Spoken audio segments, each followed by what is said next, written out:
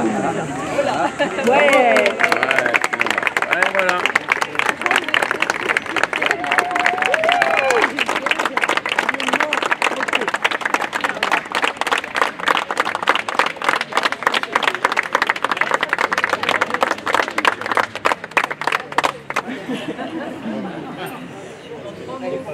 Merci.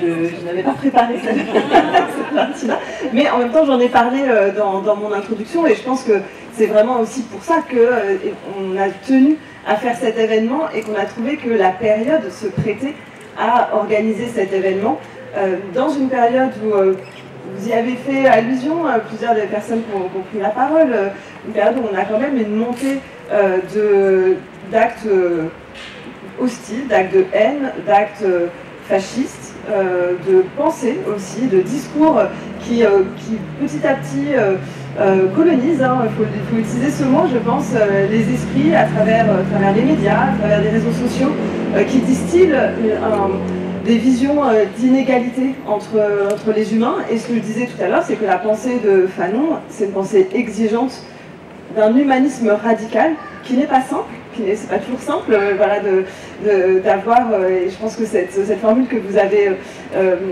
répétée, hein, de trouver sa mission dans une relative opacité, ben, ça dit bien qu'on est quand même dans, nous humains, on n'est pas dans une facilité à trouver quelle doit être notre boussole politique dans un espace qui est social, qui est complexe. Et pourtant, on a des valeurs et une pensée comme celle de François Fanon, elle nous permet aussi de tenir ces valeurs, de tenir une boussole de l'égalité, de refuser les discours ou les actions qui vont déshumaniser des personnes, que ce soit à Gaza pour justifier des bombardements, que ce soit en France pour justifier la discrimination contre certaines minorités ou justifier des inégalités sociales qui sont inacceptables. Et tout cela, ça a une portée politique qui est forte, et c'est aussi dans notre rôle de mairie que d'animer le débat politique. On n'exige pas que tout le monde soit d'accord, mais justement on ouvre une possibilité d'espace, de dialogue et parfois de confrontation d'idées différentes, et aussi surtout, je pense que c'est le plus important, d'engagement. Et c'est aussi pour ça qu'au départ je soulignais la présence de nombreuses personnes qui font partie de collectifs, d'associations ou de partis politiques.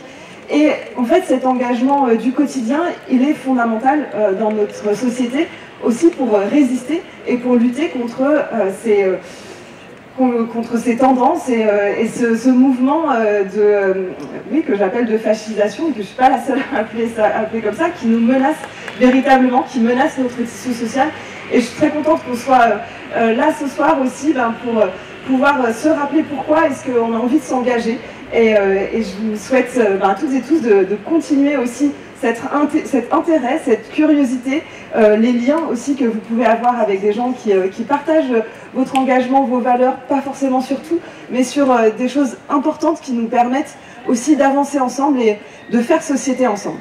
Voilà, merci.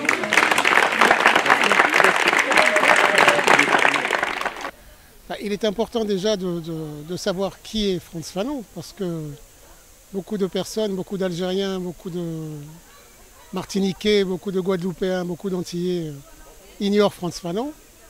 Beaucoup d'Algériens, je l'ai déjà dit. À Lyon, il a quand même vécu une partie de sa vie.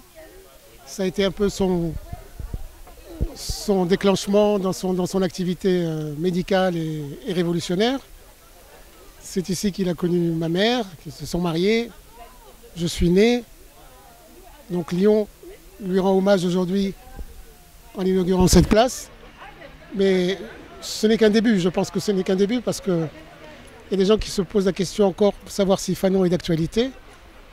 J'ai rappelé tout à l'heure rapidement les massacres qui continuent à Gaza.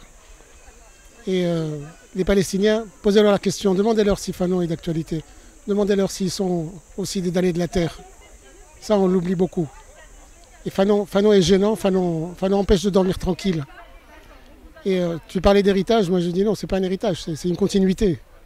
Fanon est mort physiquement, il est décédé, mais sa pensée continue, sa pensée existe, sa pensée évolue.